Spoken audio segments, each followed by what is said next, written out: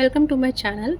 अभी हम sample paper से सीबीएसई के क्वेश्चन करेंगे जो कि इलेक्ट्रिसिटी से रिलेटेड है।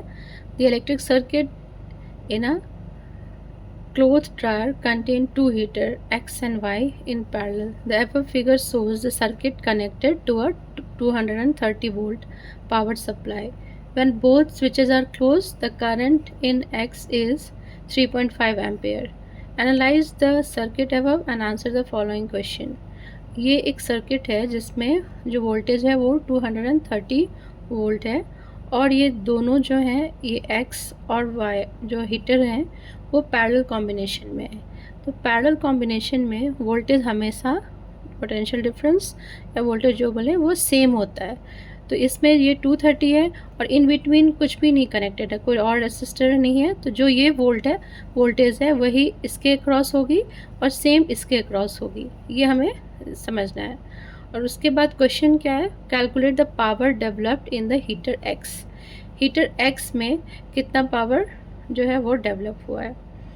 तो हमें पता है potential difference is same across the parallel connection. अब वोल्टेज जो अक्रॉस जो एक्स के है, एक्स जो ये वाला है इस रेसिस्टर के, वो भी 230 वोल्ट है और करंट इसके थ्रू ऑलरेडी गिवन है क्वेश्चन में 3.5 एम्पियर करंट इससे फ्लो कर रही है।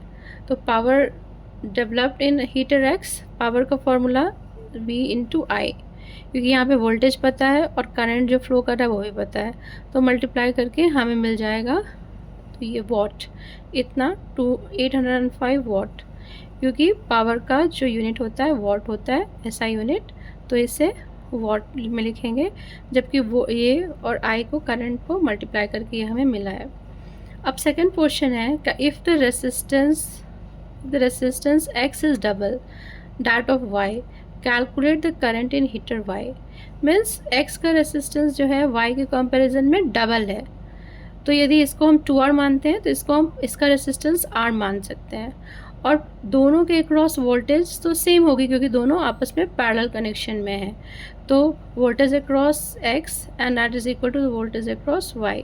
तो I into R is equal to जो I यहाँ पे आएगा और जो R है। तो अभी यहाँ पे R के बीच में रिलेशन दिया है, RX जो है it is twice of RY। तो RY यदि हम R मानते हैं तो इसको 2R मानेंगे। और वोल्टेज जो है ये क्या होता है, V is equal to I into R। तो I 3.5 दिया हुआ है, X के थ्रू फ्लो कर रहा है और इसकी 2R रेसिस्टेंस हो गई। सिमिलरली वोल्टेज जो है अक्रॉस Y का क्या है, I इंटू R। दोनों को इक्वेट कर लेंगे क्योंकि दोनों सेम होते हैं, R और R कट जाएंगे तो हमें क्या मिला, I is equal to 7 ampere. तो 7 एम्पियर की जो करंट है वो फ्लो करेगी कहाँ से, इससे फ्लो करेगी।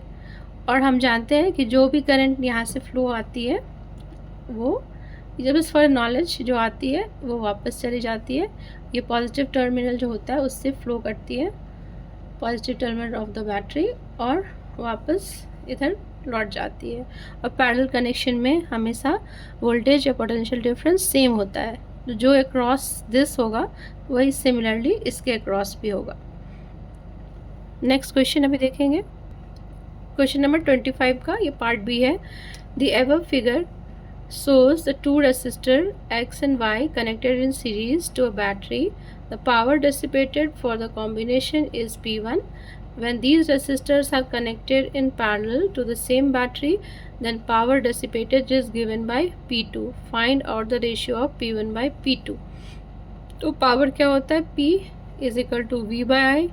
इसको चाहें तो हम I स्क्वायर R भी लिख सकते हैं और इसको V स्क्वायर बाई R भी कर सकते हैं। तो वोल्टेज तो सेम है, फर्स्ट केस जब ये दोनों सीरीज़ में कनेक्टेड है और सेकंड केस जब दोनों पैरेलल में कनेक्टेड है। तो सीरीज़ कॉम्बिनेशन में क्या होगा कि जो रेसिस्टेंस है एक है R और दूसरा है 2R, तो सीरीज़ में जो है वो जुड़ जाता है, तो R प्लस R ये हो गया 3R। तो power dissipated is V square by 3R, क्योंकि R इक्विवेलेंट हमारा 3R बन गया है। सेकेंड केस जबकि दोनों पैरेलल में है तो हमने R P मान लिया, तो 1 by R P is equal to 1 by R plus 1 by 2R। Reciprocals करने होते हैं उसमें, फिर एलसीएम ले लिया और फिर इट इज़ 2R, तो हमारा आ गया 3 by 2R is equal to 1/RP। तो R पैरेलल क्या होगा, दैट इज़ उल्टा हो जाएगा, इसको पलट देंगे, 2R को ऊपर कर देंगे और 3 को नीचे कर लेंगे, तो RP इज़ 2R/3। तो हमें RP पता चल गया। पावर डेसी वोल्टेज तो इधर भी सेम ही है, तो अब RP जो हमारा आया वो इस टर्म में लिख देंगे। और हमें निकालना क्या था, रेशियो। तो P1 हमें पता है V²/3R, P2 हमें पता है V²/2R/3, रेशियो निकाल लेंगे तो सिमिलर टर्म्स कट जाएंगे। It is 2:9। तो रेशियो क्या है, 2:9 के रेशियो में ये बना हुआ है। क्वेश्चन नंबर 36 का ए पार्ट हम शॉर्ट्स में देख चुके हैं, ये पार्ट बी है जिसमें कुछ ऐसा है कि as shown in the figure A and B are 2 lamp. ये एक लैम्प है ए और ये बी भी एक लैम्प है B. Lamp A and B are 2 lamps. A is rated 12 volt and 24 watt. इसका ऐसे रेटिंग दिया हुआ है, it is 12 volt 24 watt. Lamp B is rated 6 volt, इसकी वोल्टेज दी हुई है 6 volt. When the lamp B is operated at its rated voltage, the current in it is 3 ampere. जब अपने रेटेड वोल्टेज पे काम करती है तो इसमें करंट 3 एम्पेयर होता है। इट मीन्स इस लाइन में 3 एम्पेयर की करंट फ्लो कर रही है इस वाले में। और the value of R1 and R2 are chosen so that both the lamps operated at its rated voltage. ऐसे चूज़ करनी है वैल्यू R1 और R2 की जो रेटेड वोल्टेज पे ये सब अपना काम कर सकें। Calculate the current in lamp A. तो लैम्प ए का हमारा क्या दिया हुआ है, पावर दिया हुआ है 24 वोल्ट 24 वॉट और वोल्टेज है 12 वोल्ट। तो करंट क्या होगा, करंट को हम ऐसे करते हैं, power is equal to V into I, I is P divided by V। तो current is power divided by voltage, so it will be 24 divided by 12। So 2 ampere की करंट यहाँ से फ्लो करेगी इसमें। यहाँ से 3 कर रही है, यहाँ से 2 कर रही है, तो यहाँ से करंट आ रही है 5, तभी तो ये बढ़ जा रही है। तो यहाँ से करंट 5 एम्पेयर की आएगी जो यहाँ पे 2 चली जाएगी और यहाँ पे 3 चली जाएगी। वापस फिर ये रिटर्न हो जाएंगे 2 और ये यहाँ से 2 और यहाँ से 3 और ऐसे सब कलेक्ट होते हुए यहाँ पे 5 रिटर्न हो जाएंगे। और ऐसे वापस जितना करंट निकलता है पॉजिटिव टर्मिनल से उतना ही हमें शो करना होता है कि वो रिटर्न हो रही है, और हम पॉजिटिव टर्मिनल से ही करंट को निकलते हुए दिखाते हैं कन्वेंशन। अभी हम देखेंगे कोई सेकंड क्वेश्चन है, state and give reason for the reading of the voltameter. Voltameter की रीडिंग क्या होगी, वोल्टमीटर किसके पैरेलल लगी हुई है, इन दोनों के पैरेलल ये भी लगा हुआ है और पैरेलल कनेक्शन में हमारा पोटेंशियल डिफरेंस या वोल्टेज सेम होता है। तो यहाँ का हमारा पोटेंशियल डिफरेंस क्या है, वोल्टेज क्या है, ये 12 जो है 12 वोल्ट की लगी हुई है। इट मीन्स 12 है, तो यहाँ यदि 12 है सिमिलरली यहाँ भी 12 होगी और ये भी 12 ही होगी। तो वोल्टेज जो वोल्टामीटर है उसकी रीडिंग 12 वोल्ट होगी। और क्यों होगी, क्योंकि पोटेंशियल डिफरेंस और voltage is same across the parallel connection. इससे पता चल गया। अब थर्ड पार्ट है, calculate the resistance R2। R2 का रेसिस्टेंस क्या है। तो ये वाली जो हमारी ये यहाँ जो ये वाली है इसके क्रॉस जो हमारी वोल्टेज है वो 12 वोल्ट की है, और यहाँ जो लैम्प लगा हुआ है उसकी वोल्टेज है 6 वोल्ट। तो यहाँ तो टोटल सेम होना चाहिए, तो ये भी 6 होगा, तभी 6 + 6 12 इसके बराबर हो जाएगा। तो इसीलिए हमने मान लिया कि इसके जो अक्रॉस है R2 निकालना था, वोल्टेज अक्रॉस इज 6 वोल्ट। तो V क्या होता है, I इंटू R। तो अभी ये जनरल है, ओम्स लॉ से हमें पता है, इस केस में हमें R2 निकालना है, तो V2/I2। तो 6 वोल्ट डिवाइडेड बाई 3, क्योंकि 3 क्योंकि इससे 3 एम्पेयर की करंट क्वेश्चन में दिया हुआ है, ये फ्लो करता है, तो 3 एम्पेयर ले लेंगे।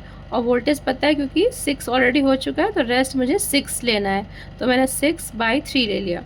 तो क्या हो गया 6/3, तो 2 ओम की ये वाली हो गई हमारी ये रेसिस्टर जो R2 है। अब लास्ट क्वेश्चन क्या है, find the value of resistance R1। R1 का रेसिस्टेंस क्या होगा। तो हमारा R1 जो है करंट हमें पता है, इससे करंट जा रहा है 5 एम्पेयर का, क्योंकि जब इससे कलेक्ट होके फिर ये पार्ट होते हुए यहाँ जा रही है, तो ये 5 एम्पेयर करंट जा रही है। और टोटल वोल्टेज जो है वो 15 जो वोल्ट है, और इस कॉम्बिनेशन में इतना हमारा 12 वोल्ट है। तो ये वाला क्या है, ये पोर्शन ये पूरा पोर्शन और ये दोनों आपस में सीरीज़ कॉम्बिनेशन में है। ये पोर्शन का जो इसके अक्रॉस वोल्टेज है वो 12 है और टोटल 15 होना है, इसके अक्रॉस वोल्टेज कितनी होगी, तो इसके अक्रॉस हमारी वोल्टेज 3 वोल्ट होगी। यही किया गया यहाँ पे, क्योंकि टोटल वोल्टेज जो होता है सीरीज़ कॉम्बिनेशन में वोल्टेज जुड़ जाते हैं। तो ये वाला पोर्शन और दिस R1 दोनों सीरीज़ में है, तो यहाँ 12 है तो यहाँ 3 होगी, तभी 15 होगा। तो वोल्टेज अक्रॉस R1 इज़, जो हमारा R1 है उसके अक्रॉस वोल्टेज हमारा 3 वोल्ट है और V is equal to I into R। तो हमारा V क्या है, ये हमारा हो गया 3 वोल्ट, I है 5, तो R1 क्या हो जाएगा 3/5 ओम। तो हमारा ये R1 निकल गया। अभी जो है इसमें मैंने इलेक्ट्रिसिटी के क्वेश्चन सॉल्व किए हैं। नेक्स्ट जो लाइट के प्रॉब्लम्स हैं वो मैं डालूँगी जल्दी। Thank you.